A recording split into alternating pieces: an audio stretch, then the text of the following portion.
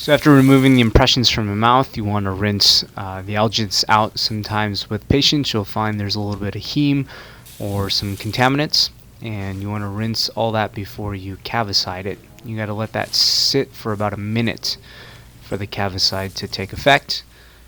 And if you can't pour the impressions right away, what you want to do is wrap the impression with a wet paper towel and go ahead and put it in a headrest cover. And you can put it in a little tree, or if you don't have that available, the little space besides the drawers work well.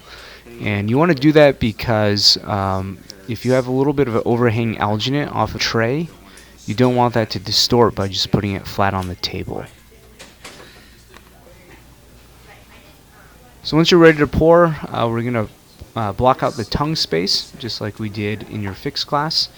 You'll mix up a really thick mix of alginate and just smooth that out with your wet fingers in that tongue space. So you get a nice smooth area that you don't have to spend and waste time grinding down the stone later on. So it takes a little bit of extra time on the front end, but it'll save you a ton of work on the back end.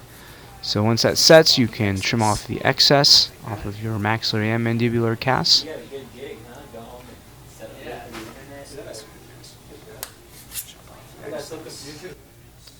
And now we're ready to pour our cast. So we're going to use a type 4 gypsum because it's a little stronger than what you're used to with our type 3 microstone. So go ahead and read the package carefully for the water powder ratio. But again, we're going to vacuum mix this. And we're going to use 2 packets of that Silky Rock type 4. So 2 packets per pour. So once you got it vacuum mixed, you can set aside the lid. Don't forget to clean it at the end, or else it's going to be a pain to clean once it sets. So go ahead and turn on the vibrator. You'll have it on probably a medium to high level, and you really just want to watch the stone slowly pour into the teeth, and you want to make sure not to trap any air bubbles. So you don't want to go too fast where the material jumps over to another tooth and traps an air bubble.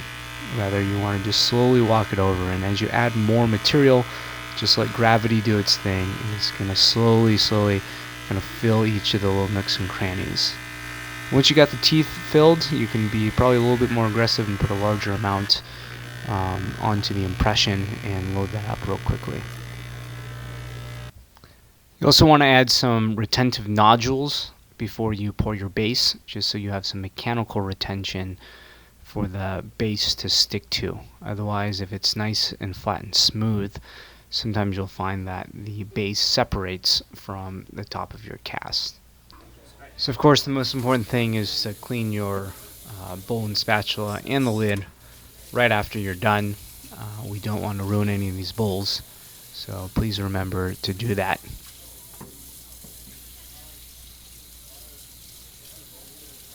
Key parts to clean on this lid is around the rubber area that forms a seal, and also the top of that paddle area. That's often an area that we find some stone kind of stuck onto. So clean bowl, clean lid.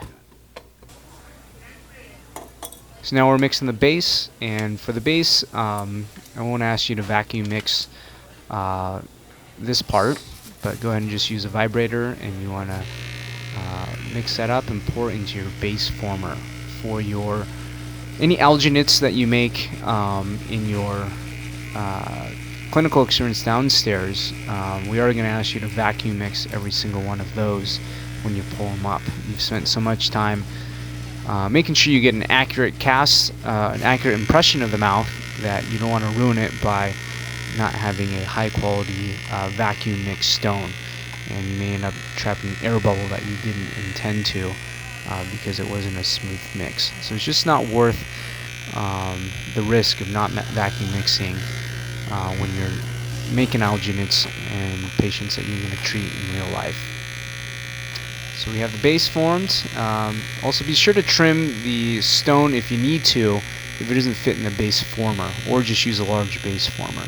And you want to sink it in so that both of the parts of the stone kind of meld together and you don't have any seams or gaps within the material.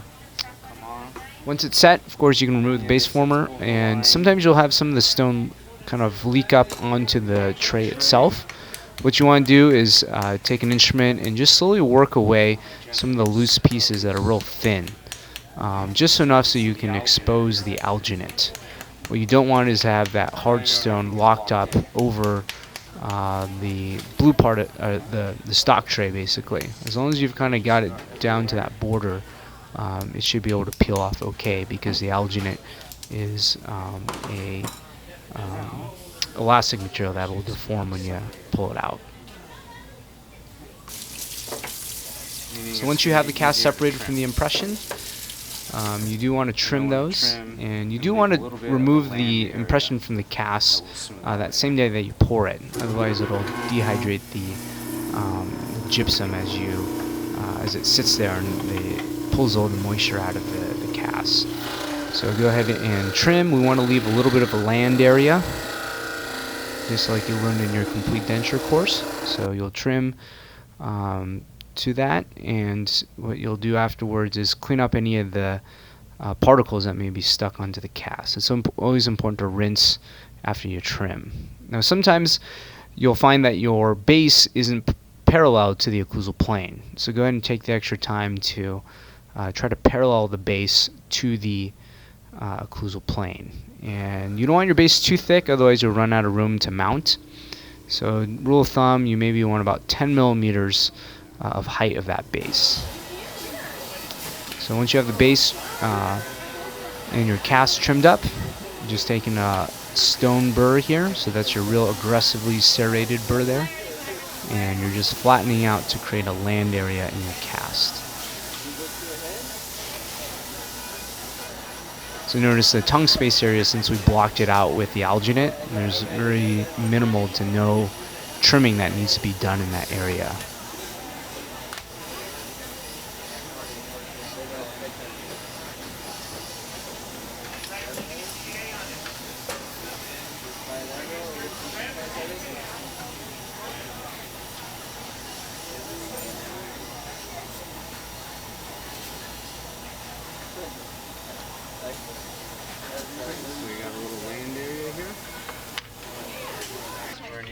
Okay, the last step is to, of course, just sand and smooth out your cast. So you want these things to be just buttery smooth. So you would start with a coarse paper and move to the fine and get it until it's really smooth.